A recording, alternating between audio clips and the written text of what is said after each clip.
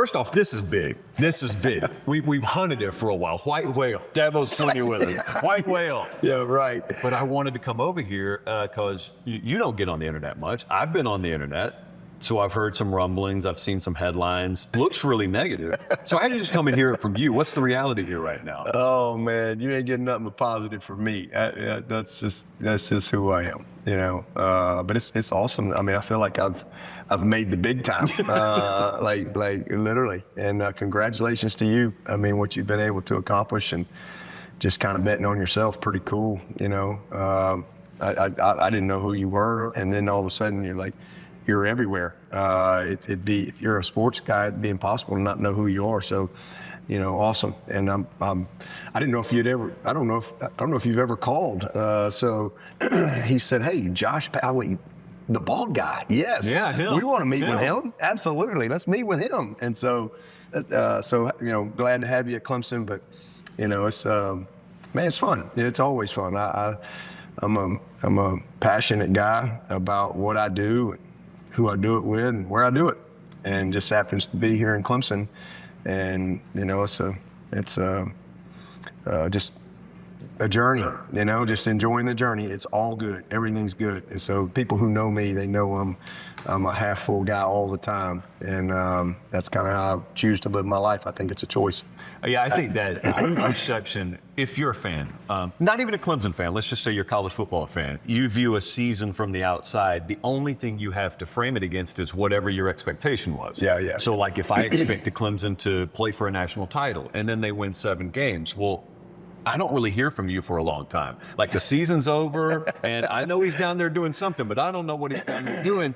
And so you may get this thought in your mind that, oh man, I bet they're really dwelling on that down there. And then we come in here and it's like someone pulls the string on one of those wind-up dolls, and then it's energy. And that's not normal, obviously. It's not the average way of living. And so I would love for you to talk about how you sustain that. It's easy to sustain it in the good times, but when you get a negative outcome, how you sustain that makes sure your entire building and organization does. Well, I mean, I just look at, life is a journey. It's not a destination. I mean, we've won national championships. You wake up the next day and you go, all right, well, we've got to go back to work. Like, it's got to be more than that. And so if you don't really love what it takes, if you don't love the doing, if you don't love the journey of it, you know, you're probably not going to last, you know, because when you do achieve something great, well, what else is there to do? And I think I always talk a lot about competitive stamina, you know, and I think, and I love studying people that have been really, really good at something for a long period of time. And if you study any of those people, there's always some moments along their journey where, oh, that wasn't good. But you have to love it all. I mean, you got to love it all. And I mean, that's biblical. I mean, and so I guess it's hard for me to answer a question like that without like bringing my faith in. You know, Romans 8:28 says all things work together for good for those who love the Lord. All things. That's the bad stuff, the good stuff. You can't just love the good stuff. And quite honestly, just my life. I mean, we're all shaped. I'm sure you've been shaped by your life. You've been shaped by your experiences. I mean, I'm 56. I've lived a lot of life. I've had a lot of really, really bad, dark days. And I've had some really bright, sunny days. But as I look at things, I look at it from a perspective of faith. And so God never says oops. That's how I've always looked at it. Jeremiah 29:11. And I know God's got plans. They're plans for good. They're not plans for disaster. They're plans that give you a future and a hope. So if there's hope in the future, there's always power in the present to push you through whatever you're dealing with in the moment. But I think, you know, for me, I just try to have fundamentals to life. I keep my eyes on the Lord in everything I do, good times and the bad times.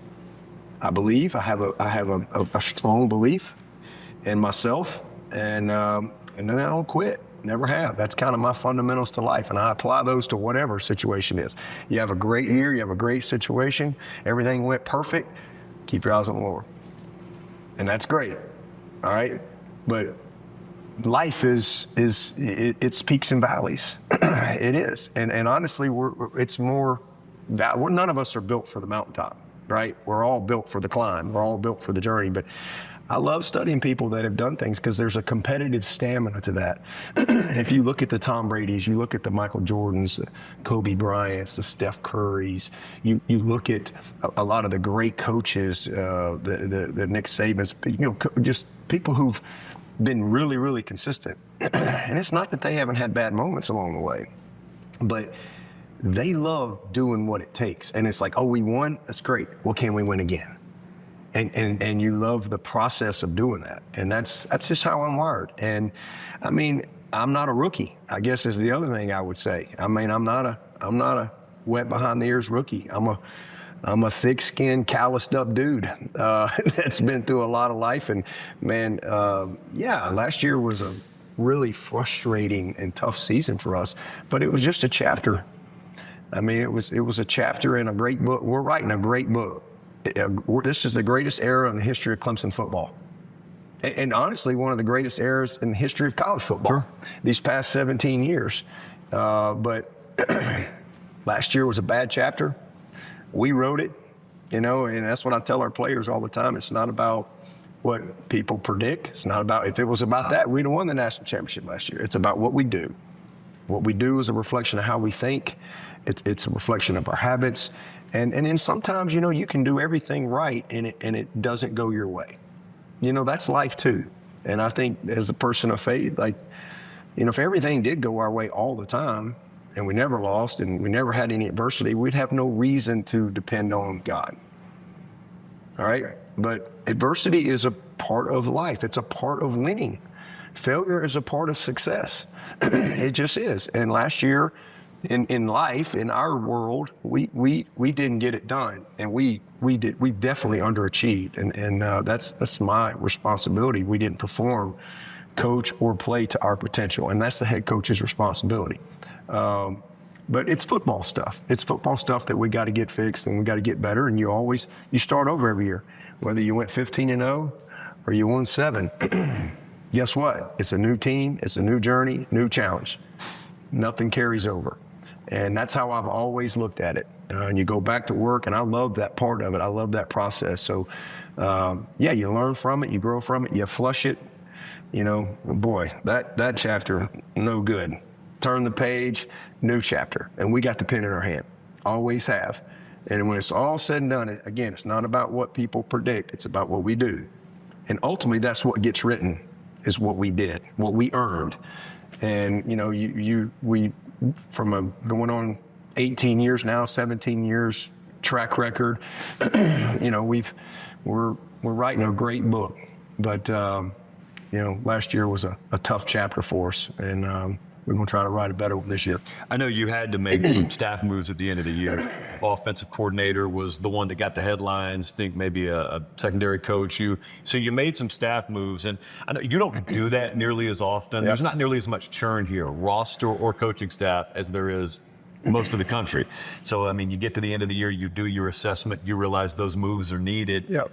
What goes into that process? And what was it you saw that didn't quite match up with what I want us to be? Yeah, well, I didn't have to, but it was the right thing to do. And I think, again, that's a part of the evaluation process every year. It's not like somebody said, you got to do this. It just, as my job, as I evaluate, everything, I felt like change was needed. And that's hard.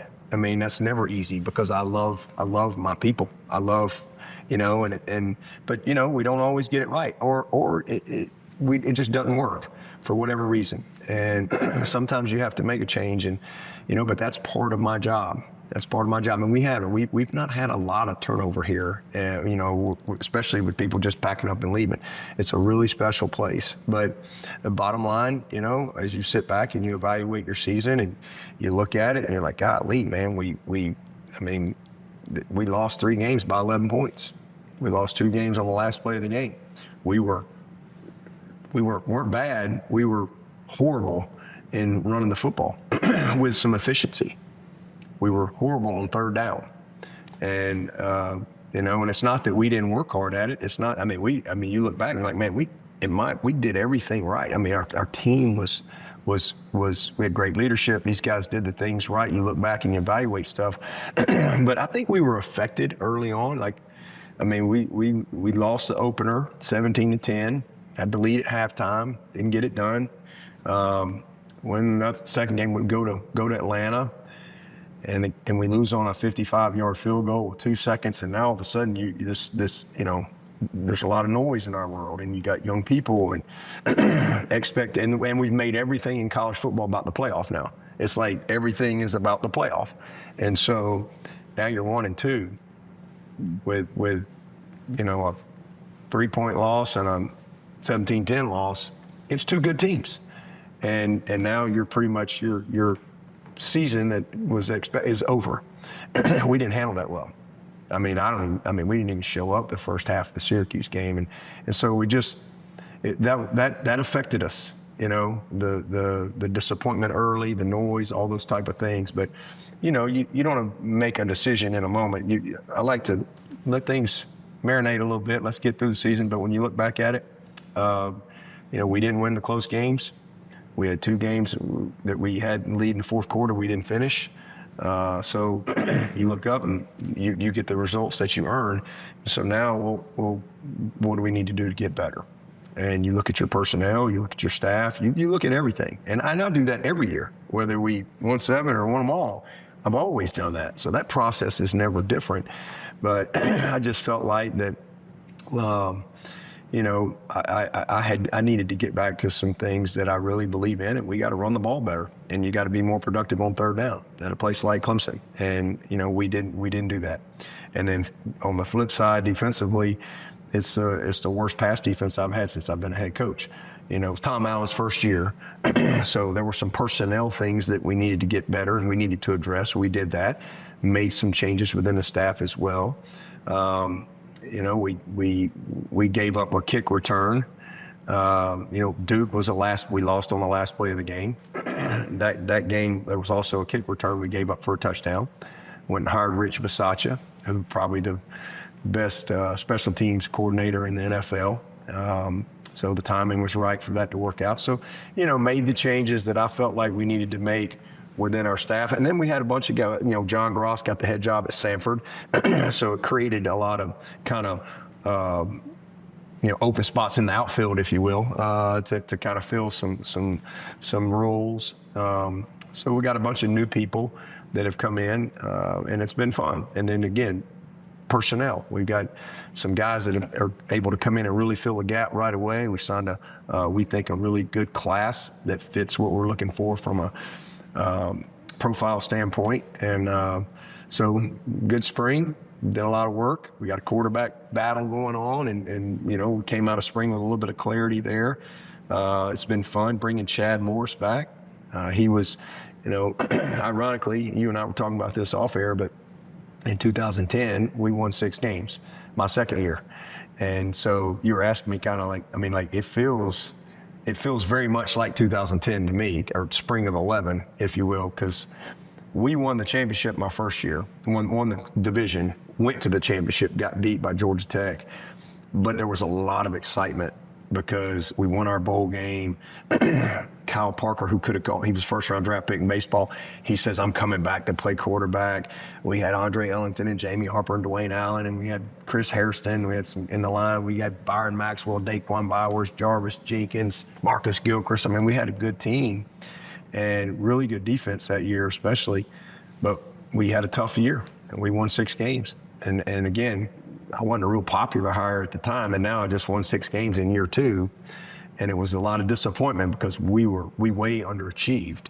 And 5 games, 6 points or less. We competed, lost in overtime in Auburn, lost on a bomb of a kick at Florida State at the end of the game. But it was a tough year.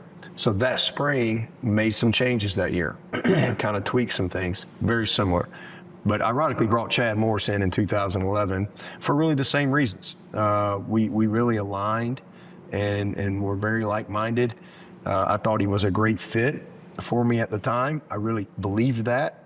and it proved to be the case. We had 4 great years together before he went on to be the head coach, and now here we are. Fast forward to spring of 26, and we're coming off our second worst season in 17 years, and the timing was right. And so bringing him back, I thought he really fit what I think we need to do to get back on track offensively. And then Tom Allen, man, Tom's great, and he's going into year 2.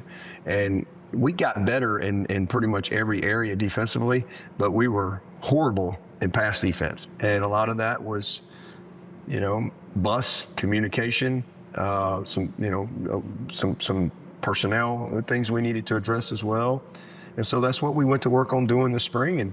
And now we get a chance to attack and try to climb the mountain all over again. One of the things I've always appreciated about you is I'll sit there from a distance, I'll watch you over in Nashville. You'll win a bunch, you'll lose occasionally, but there's a lot of noise always, even from your own fan base sometimes, about what they wish you'd do differently, or I wish you'd change this, I wish you'd change that. And one thing I think I've said it a million times on our show is, independent of my position on it, the one thing I know about that guy is he's got his principles and values defined. They are not going to bend. Does not matter if it's 99 people out of 100 in the room that want him to bend. He's the 100th. He's not going to bend them. That doesn't always happen elsewhere. And there are examples sometimes, recent history in this sport, maybe of places that chased, more the sugar high effect. Yeah. And in a temporary sense, they achieve really, really high highs, and then it's really, really low lows. And it's so easy to sit there and watch that from the outside. But when you're running a program, what is it like to maybe be pressured to chase some of those 100-mile-an-hour down a dead-end road approaches, and to have the discernment, have the wisdom? You're a little bit older now to say, we're not doing that, guys. I know it didn't go the way we wanted it to, but we're gonna keep doing it this way. Yeah, I think it's important to be true to yourself. Like, when I had this job for 3 weeks, if you come to my office, I've got a little... It's a museum. Yeah, I got a little note card right by my phone. I had the job for 3 weeks. I got, the full-time job December 1 of 08. And so, I'd been a head coach for a few weeks as an interim, but now I got the job. And I go do my first head coach deal. It was back in those days, the coaches would come and speak at the Shrine Bowl, and I'll never forget it. So I'm walking into the Shrine Bowl, and there's all the head coaches. It's like North Carolina, NC State, South Carolina, Georgia. Everybody's there, and I see Bill Curry. And he's the head coach at Georgia State. And so I played at Alabama. I was only with Coach Curry for just over a year, and then he left and went to Kentucky. Gene Stallings came in, and then I was with him for his whole 7-year career there, playing and coaching for him. But I just remember walking toward the table, and I'm 38 or whatever. I'm just but it's just like an official, you got to go do this, and. I'm like, I don't even know if Bill Curry even remembers me. I was still walk-on that year with him, and I remember sitting down, and he, if you know Bill Curry, he's very smart, and he's a very kind man, stern. And I remember sitting down, and I'm like, hey, Coach Curry, and I started to tell him, hey, I'm Dabo Swinney, and he's like, Dabo, sit down, and then we sat down for a second, and he goes, and we were kind of right next to each other on the little podium thing. And I had my little speech and my little 4 note cards or whatever in my coat pocket. And I had 1 extra card in there with nothing on it, just in case you need to write something down last minute. And he goes, listen to me. First of all, congratulations, man. I'm so proud of you. And he said, I've just watched your journey, and he said, listen, you didn't call me for any advice. He goes, but I'm going to tell you 3 things, and then I'm going to shut up, and we're going to enjoy this banquet. And I'm like, well, hang on. I'm scrambling in my thing, and I pull out my note cards, and I got that 1 card with nothing on it. And I wrote the date, and he said, number 1, there are 3 things. He said, number 1, it's right in there it's been there right on my desk my entire coaching career. He said, listen to me, and I need you to listen to me. He said, so many people get these jobs, and then they try to be something that they're not. I got to do it the way that guy does it. I got to do it the way that guy does it. He said, be Dabo. He said, that's what's made you successful at Alabama. That's what got you this job. Just by being you. He said, so be who you are. And he said, that's what got you this job. That's what's going to keep you this job. I wrote, number one, be Dabo. And he said, the second thing, he goes, and I want you to hear me on this, and these are my greatest regrets. He said, there is no job worth sacrificing your family. All right? And I, at that time, young kids, and he said, my greatest regret, he said, I thought I had to do every booster thing, every speaking engagement, every church, everything. You know, he goes, and I had a hard time saying no, and I missed this game, I missed that practice. And he said, because in the end, that's what you got is your family. This guy was the head coach at Georgia Tech, Alabama, Kentucky, Georgia State. He started the program there. And I really, as a young father at the time, and I wrote it down, no job is worth sacrificing your family. And so to me, that's like, man, I've got to create a life for not just me, for my staff, that we can be highly successful without sacrificing being great husbands, great fathers. And that was important to me. And then the third thing, and he was dead on this, he said, now, the last thing I'm going to tell you, he said, you've never made any money. And I had. I mean, I'd made $100-something thousand or whatever, was the most I ever made. And he goes, you've never made any money. Now, you're going to make some money now. And he goes, this is a very volatile job.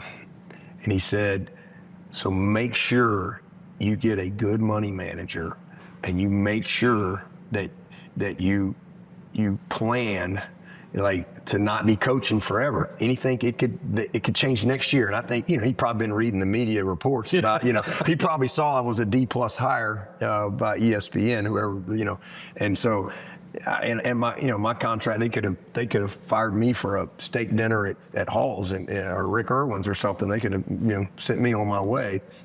So, but that was great advice, and so I wrote those three things down.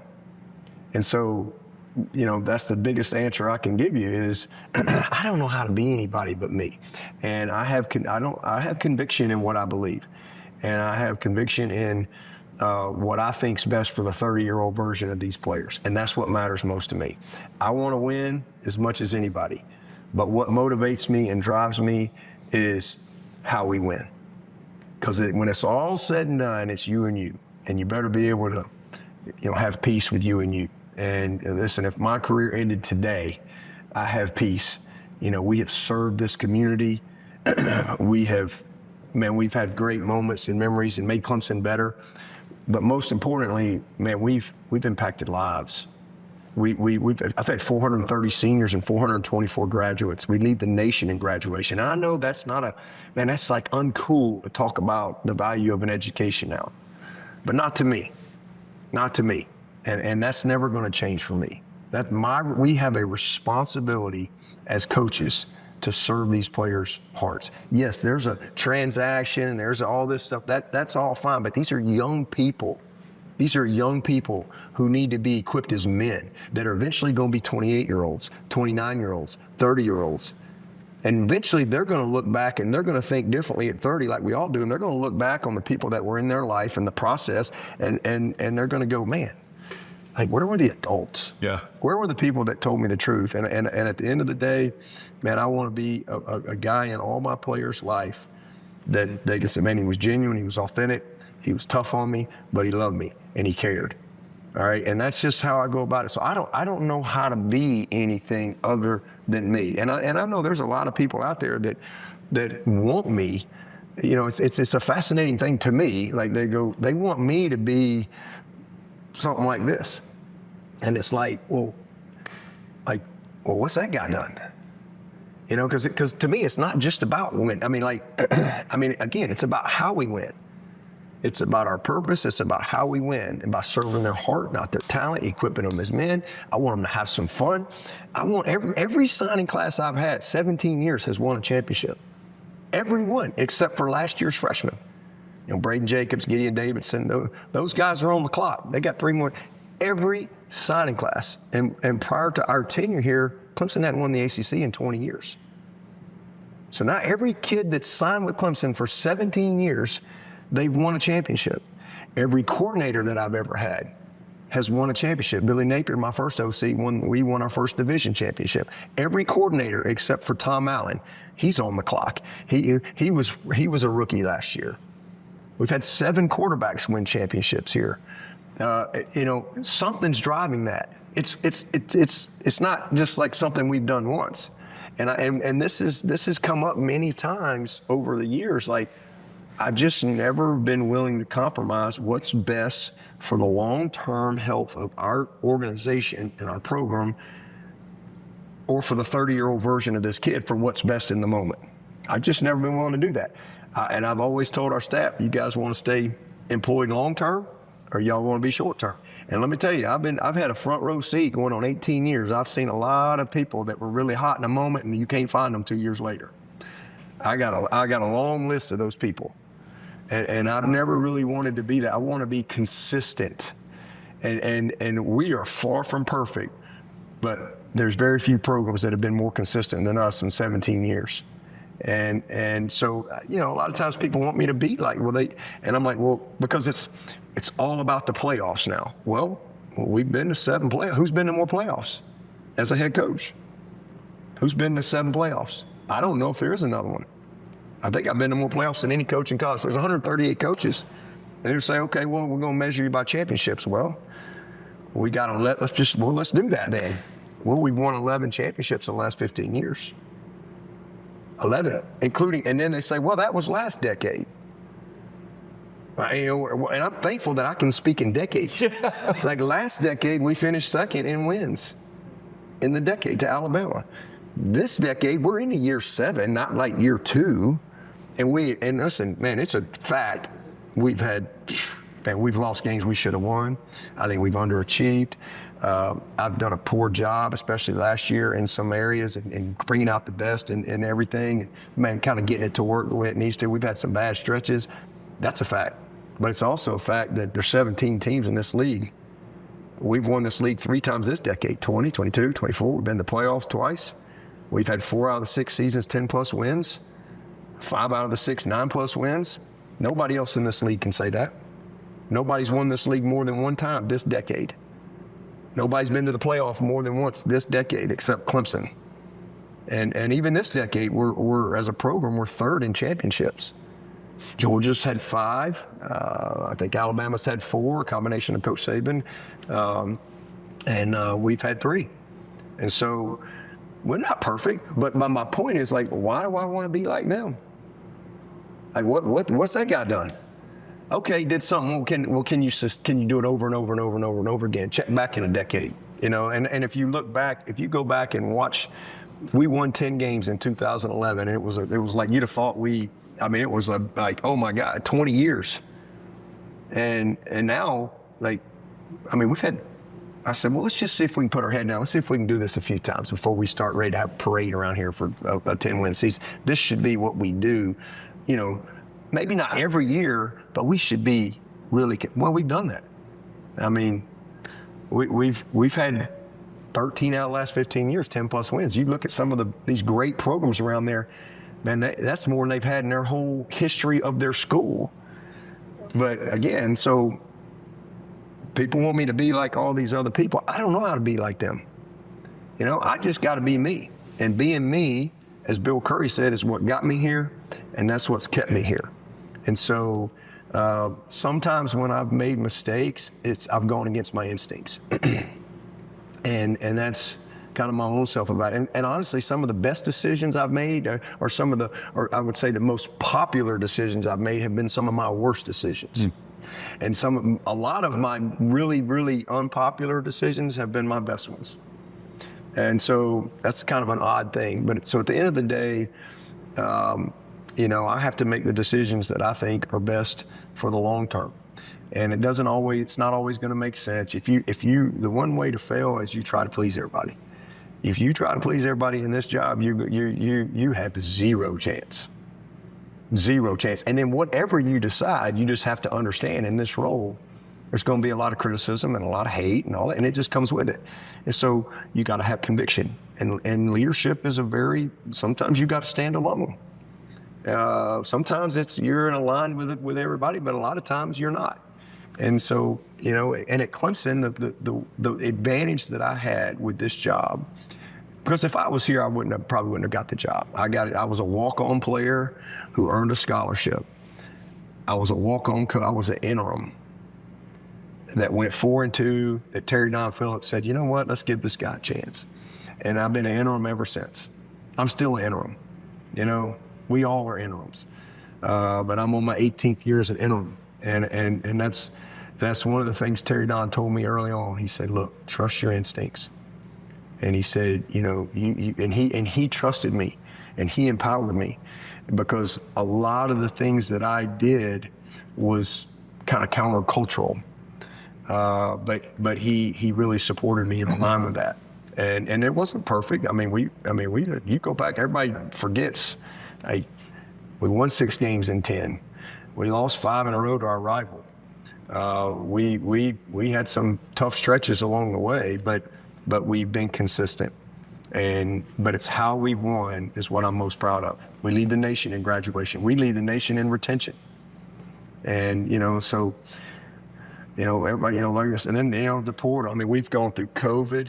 We've gone through portal. We've gone through the NIL. We've gone through no rules. It's been a lot that we've managed. But even with all of that this decade, somehow we're still top 10 in wins, top 7, top 5 in championships. As a head coach, I lead the nation in draft picks. The nation. Me and Kirby are the only 2 coaches, 138 coaches that have 20-plus first-rounders. So, but we've never had a top recruiting class. So, I know people want me to be like other people, but all I can be is be me. And then they say, well, Coach Swinney don't change. Coach Swinney don't adapt. And you can't keep a job for 18 years if you don't change and grow and adapt. That doesn't even make sense. That's like what is that, like an oxymoron? It don't even make sense.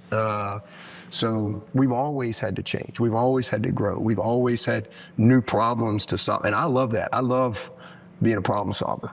And I think if you're a leader, you have to embrace that. But I love my players.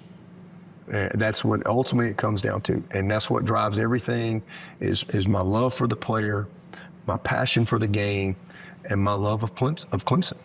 This is a really special place. But what helped me early on as an interim was I had been here for 5.5 years, and I really understood Clemson. And if there's one thing I know Clemson. Yeah. And so, we've never, and I said that when I got hired at my very first board meeting, I went in there and one of our board members says, we want to be like this school and this school and this school. We want to be great academically and athletically. And it was like a moment of truth for me. This is like the first board meeting. I'm 38 years old. I walk in there, I don't even know them.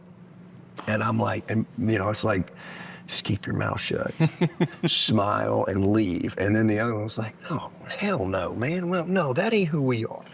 Well, that voice won out, which sometimes that can get me in trouble from time to time. And that voice won out. And I'm like, you know what, sir? I don't want to disrespect you, but that's not my vision as your head coach. I want for those programs to want to be like Clemson. And here's how we're going to do that. I want to build a model program. I want to be great academically and athletically too, but I want to do it this way. And this is going to be the Clemson way. And that's what I felt like we had to do. I think there's 2 ways to be successful. You can do what everybody else does, or you can be unique and different. And we've been unique and we've been different. And everything we do, it's unique. And it's become our brand, honestly. And so, it'll, I think that's what continues to drive our success. If we try to be like some of these big brand schools, we're not going to be successful. We have to be Clemson. I got to be me. We got to be Clemson, and we've always won, and we'll continue to win. We'll write a new chapter this year. I remember when things started to evolve with NIL, with the portal. I remember hearing someone say, and they weren't wrong about this, hey, the players are about to make a lot more money. They need to understand they're about to be treated like professional athletes a lot more, which kind of sucks a lot of the soul out of college football, a lot of the spirit out of college football. I've heard you talk about this. I feel like you and I are perfectly aligned on our vision that it's not a bad thing that guys can make money. It's not a bad thing that guys even have the freedom to do this or do that. But it does not feel like there are a lot of people who had their hands on the wheel who are thinking about what you said, about the 30-year-old, 35-year-old, 40-year-old version of those players, because it's really just an ends to a financial means for a lot of people right now. And I know that maybe there'll be cynics who listen to you or listen to me talk like that, because I deal with them too in this vein, and they'll say, you don't care about those kids either, man. You're just trying to have a different point of view. Well, I love college football. I've loved it my whole life. And I love, when I can look at a 45-year-old guy, number one, who's well off and his family's well off, but also he belongs to a community. Like, he belongs to a place. And we talked to Kirby yesterday about this, but I've talked to you about it as well, about how there is coming very, very soon a group of 28 to 38 to 48-year-old people, young people, adults at that point, who really don't have that root system. They never got the full development as a player, but also development as a person. And they may have made a few $100,000 that they've long since burned through. And you're just sitting there at 29 years old and you're asking, what did college do for that person? Because college football in my whole life has done a whole lot for a lot of people. And I just wonder, and I know you talked about this, I know you go 5 hours on it, about what that group of people, the documentary, if you will, that those people are going to sit there on camera and talk about. If they could go back, they'd do this. If they could go back and do that. But in the moment, you got a bunch of people that are failing the situation. Yeah, it's that moment's coming. I mean, it is. There will be a reckoning, and I hopefully we're heading into a better situation where we can maybe have some order and have some rules, and nobody's wanting to these guys not have a more modern situation where they can make money. That's not the case, but we have to stay scholastic. We have to educate our young people. Football is not a game of longevity. It's just not, and everybody talks about data. It's 78% of NFL players are bankrupt within 2 years. Those are the ones who make it to the NFL. That make it. 2% make it to the NFL, and then 78% of the guys within 2 years of being done are bankrupt. That's data. That's not make-believe. And these are mid-20s to 30-year-olds. We're not going to get a different result with an 18-year-old, 19-year-old, 20-year-old who's never been away from home in their life. And the adults have left the room. And it's frustrating. And I voice things, and I get just crucified, for speaking what I believe. I've raised 3 boys. I've been one. I've been in college football. I'm not some just random casual person. I slept on the floor as a senior in high school.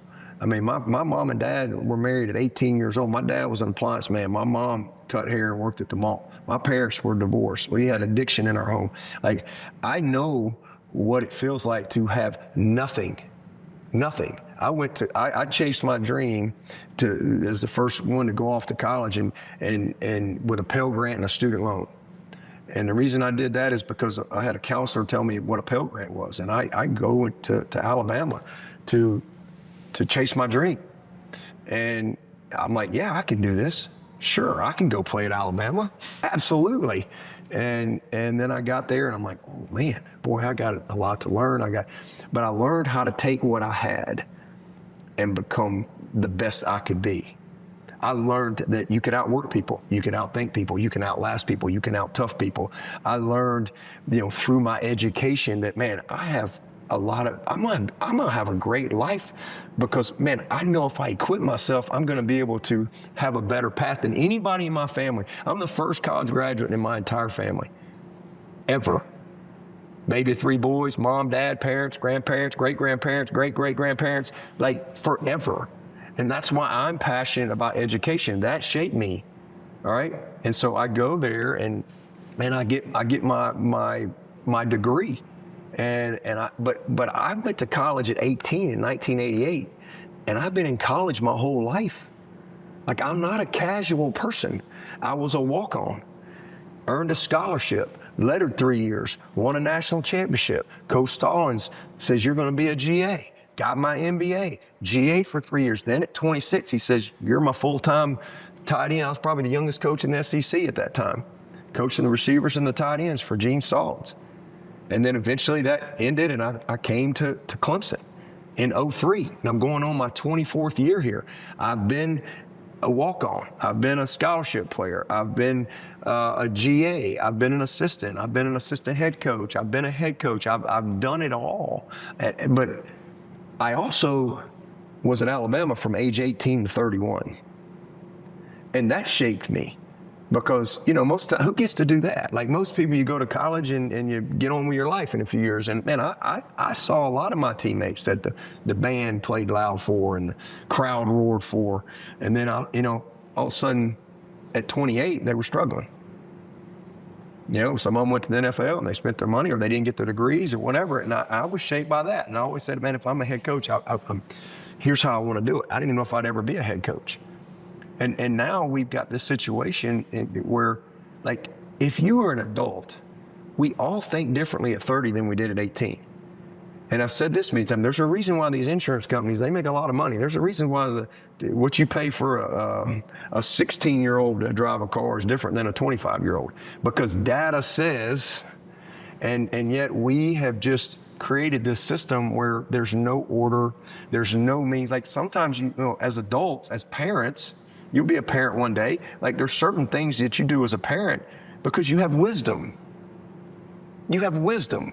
And we've created this system to where if we try to apply wisdom as adults, it's where you're this terrible human being.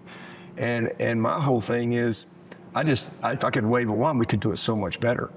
We could do it so much better to serve the 25-year-old version of this kid that would come and hug our neck. And as opposed to the 18-year-old who's never lived away from home before. And now that 19-year-old who's probably making the most money that he's ever going to make in his life. And how are we equipping him? And again, it could be so much better if we really wanted to do it right.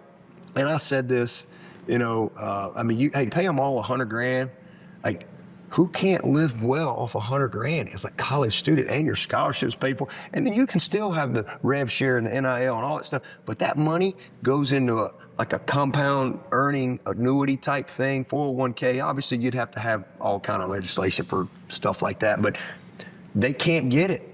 They can't get it until they either graduate or they turn 25. So now you've incentivized education, which we need to educate our young people. All right, because if you're playing football at 25, you're old. Like there ain't many. You're in it's a very small group, and I just think we could do it better. I really do. And these kids that now they're wired differently. They're fully developed as to like if you do an estate, you don't leave all your if you got this estate, you don't leave everything to your 13-year-old kid. We don't let 13-year-olds just jump in Ferraris and drive down the road. We got laws, but yet we have no rules in our world right now. And we're just throwing all this money at these kids, and they're trying to be, you got expectations, enormous. You have expectations. You have people pulling at them. We have nothing to protect them from themselves, from families, agents. We don't have anything in place like that. It's just whatever. And for some, it's going to be just fine. And that's what the stories are usually. It's for all those people that it's the good stories. But the reckoning is coming. There will be a voice from this era of kid that's going to have that 30 for 30 one day. And, he was making $2 million as a 19-year-old. He's not training like he needs to. He's not doing what he needs to. He gets beat out, so he transfers. Then he gets hurt. Now he owes a bunch of tax money, and because you best believe this government, they want their money. And now he's working, a job that's, and they're like, God, how'd you get here? And now that 28-year-old version who's struggling, he's going to be like, man, if I could go back, but you can't go back. No. And we've created this system where, like I said, the adults have just kind of left the room. And we just locked all the kids upstairs in a room with a bunch of knives and fireworks and matches and gasoline and nothing to see there. Everything's going to go great. And we just focus on the, where, and for some, it will be just fine. But for a lot of these kids, we've made it to where it gets hard, you take off. And so you're going to have a bunch of that, and you're going to have kids with no degrees. and they've spent the money, and it's just, and then guess what? Mental health and all that comes with that, which is already a crisis in our country. But for me, all I can do is man, focus here. My focus is inside out. Like I just stay in my lane, man. My focus is like, how can we make sure that we do everything that we can, that our guys are not an example, they're the example. They're the example. We just had 16 guys go to the NFL, 15 have their degree. 2 of them were true juniors, TJ Parker and Peter Woods, got their degree in 3 years. They're all champions. They all won a couple of conference titles. And I mean, like, they all were at Clemson their whole career. Like, what we have here is unique. There is a heart and a soul at Clemson. And it's unique. But for me, that's my focus is how can we, yes, we want to win. Nobody's more competitive than me. You don't accomplish what I've accomplished in my life. In 5 a.m. mat drills for months just to get a chance to be on the team, to walking on and being 2 weeks of full pads camp every practice, to being a tackling dummy, to continuing to go and to earning a scholarship to play in, to becoming a coach, to becoming a head coach, to still being a head coach as a D+ hire 18 years later. I think we've done okay. That doesn't happen if you're not competitive, if you don't want to win. But what drives me is how we win. That's what drives me. And people don't understand that. I'm sorry, but I'm not here to please other people. I'm here to please the 30-year-old version of my player. Well, here's the that's what matters. So I could go on any street corner and find people in your part of the business, my part of the business, who would yell, "Oh, things are messed up right now." Like, no one really thinks things are great right now per se, but there's nobody does. And if they think everything's great, they're just posturing. They're just posturing, because they're afraid they're going to be criticized or something like that. And but I don't care about that. But my point was, a lot of them stop short of doing what you just talked about. So, like, this is where my appreciation comes in. So, you control what happens at Clemson largely. You're in charge of this place.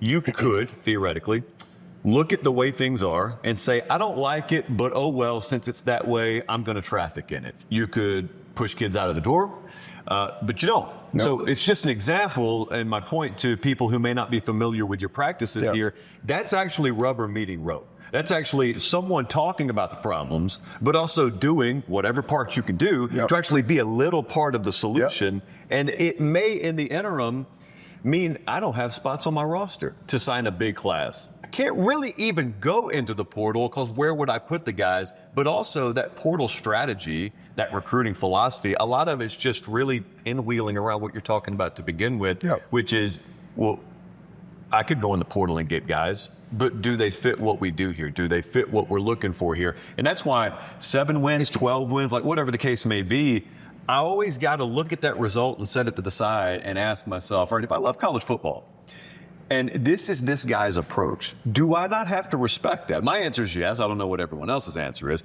but my answer is always yes. So, like, I've got an appreciation for that part of it, almost independent of the result, which I know is hard for normal fans to say.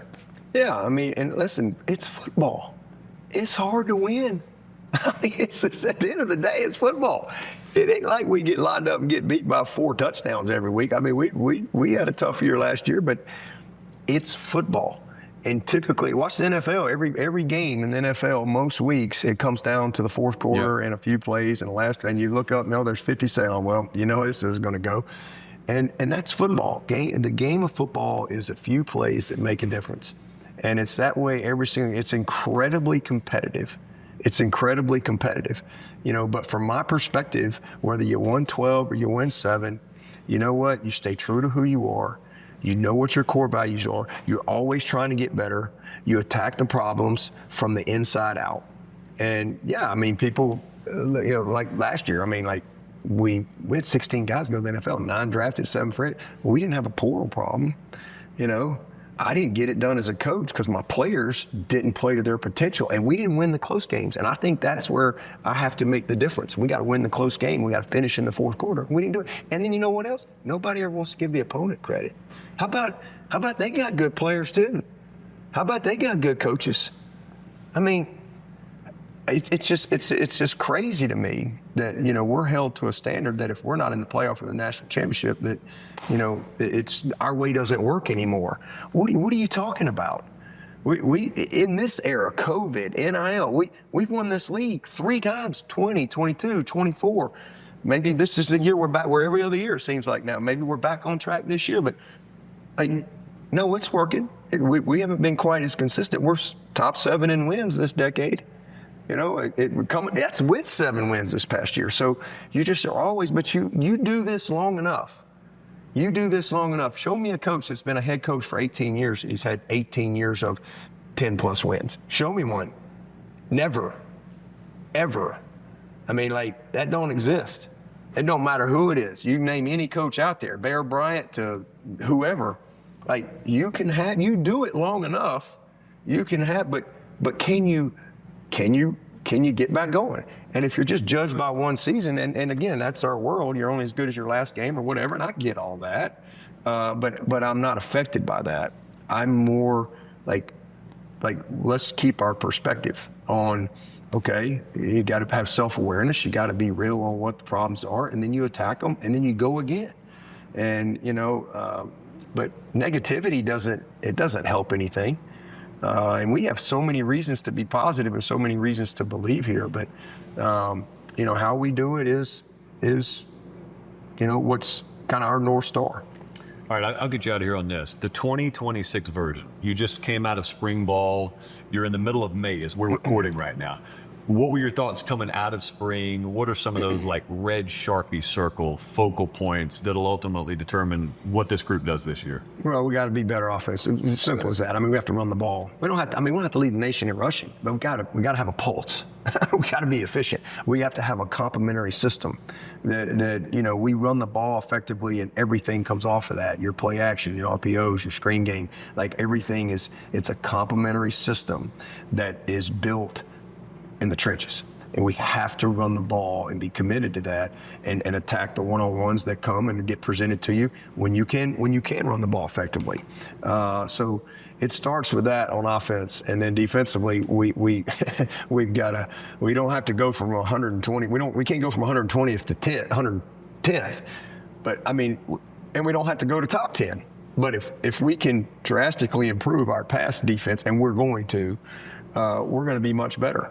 So, you know, those are the big things from like last year to this year. But from a team standpoint, you know, it's about our quarterback. It's always about the quarterback. And, you know, we believe in Vizina. I think this is a kid that has, you know, I think he's got a chance to be a really good player. He's only started one game, and he did his part to win that game. He threw for 300-something yards, and he gave us a chance in that game and got better as the game went. Bright lights, and I like how he responded, and I like how he's competed. But he's the most experienced guy we got. And then we got this kid, Tate Reynolds, who you know, we kind of had a battle of 4 guys to see who's going to come out to be the 2 so that he could go compete with CV. And he dominated that. So now we got this kid, Tate Reynolds, who's big-time talent, and now we're coming out with some clarity, and we got 2 really good players that are going to go compete.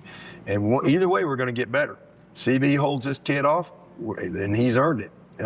Tate beats him out, then because CV ain't gonna back up. So either way, we get better there. But I think you know, for us, we just gotta be you know, again, who we are. I think we're gonna be really electric with our skill. I think this is as good a receiver group in totality. From an experience standpoint, like Wesco is a dude, TJ Moore is a dude, Tyler Brown is a dude, Cole Turner is a dude. We signed 3 really high-level freshmen that hopefully we can blend in and grow them up. So I think that's a great thing. I like our backs. I love our tight ends. I like what we got in the trenches. You know, I think we've got a bunch of nobodies that really nobody really knows a lot about. Maybe not kind of the star power names, although we got a guy like Will Held who's probably going to be a first rounder. We got Sammy Brown, we got Jaheim Lawson, we got Amari Adams, we got Marcus Strong, we got Berberia. We got some good players. We got Ashton Hampton, probably another first rounder at corner. We got our kicker back. We got our punter back, and we got a bunch of guys back that are coming off of the pain that comes from last season. And you know, when you go through stuff together, you usually grow stronger from it. And so we have a lot of guys that went through a really painful season together. And you know what? Just like us in our life and things that we've been through, they're stronger because of it. And then we've brought some guys in that I think are really good fits and good compliments. I think some can help us immediately. Some will fill different roles for us.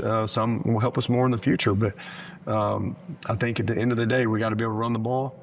And we've got to be able to, you know, have a pulse in pass defense, which we didn't do that last year. And if we get those two things right, we're going to line up. Because it's a miracle we've won 7 games. To be honest with you, as bad as we were running the ball in third down and as poor as we were in pass defense, the fact that we won 7 games and lost 3 others by a total of 11 points, I mean, it's a miracle, to be honest with you. So, but I also think last year was a perfect example of our culture, because you never really, and that's another good thing about going through some adversity. Because you don't really ever know. Like, you think you know. You think it's built right. You think you know who everybody is, but you don't really know till you get challenged, till you go through some real adversity. And you know, we're sitting there last year, like, we had to reevaluate. I mean, we had to reset. Like, a winning season ain't a goal here. Like, that ain't a goal. And we've had 15 winning seasons in a row, and there's only 3 Power 4 teams that can say that, by the way. So it ain't. That's not like a easy thing to do. But we're sitting there 3-5, and you got Florida State. You got to go to Louisville, who beat us. Got to go to South Carolina, who beat us, and got a ton of disappointment. All right, well, who are we? And all of a sudden, for me, it was a lot of growth for me too, because I had to coach in a way I hadn't coached in a long time since I've had to, you know, coach like that. And so, you know, that was a blessing. And to be in the pit with these guys and to see them go win 4 in a row and secure our 15th winning season in a row, which, again, that wasn't our goal, but all of a sudden it became the goal, because most places it would have gotten worse. Yeah. But you saw our culture. You saw our foundation. You saw the heart of our kids. You saw the fight. And that was an awesome thing to be a part of. And, you know, we earned what we got. That chapter's written. That story's forever there. Just like that 15-0 story's forever there. Just like that 6-win story's forever there. This is a new story. This is a new chapter. And we got a group of people in here that man, we ain't got no fear. We have no doubt. I don't know if we'll win the championship this year or not, but it won't be for a lack of trying. But I do know this. We will win again. We will win another championship. We'll win multiple. We're going to. This is Clemson, man. This is Clemson, and this place is way bigger than me. They'll be winning long after I'm gone, because Clemson is built to last. We're not built for a moment. We're not built for a season. We're built to last, and that's one of the unique qualities about this place. I mean, and it's just just last night I spoke at an event up in Rock Hill, and I had no idea he was there. I'm sitting up on the stage, and I look up, and I'm like, man, there's Jonathan Meeks. This was my first commit. My dad, I signed 12 guys were brave enough to come play for me and sign with me in February of 2009. I call them the 12 disciples, the dandy dozen. Like, all 12 of those guys were doing great things in life. And I looked up, and there's Jonathan Meeks, who came in here and then played 5 years in the NFL. My first guy, I got him out of Hargrave, that said, I'll come play for you. And this guy's a graduate, he's a father, he's a businessman, he's a husband, he's all these things. And here he is in this crowd in Rock Hill, South Carolina, coming to see his coach.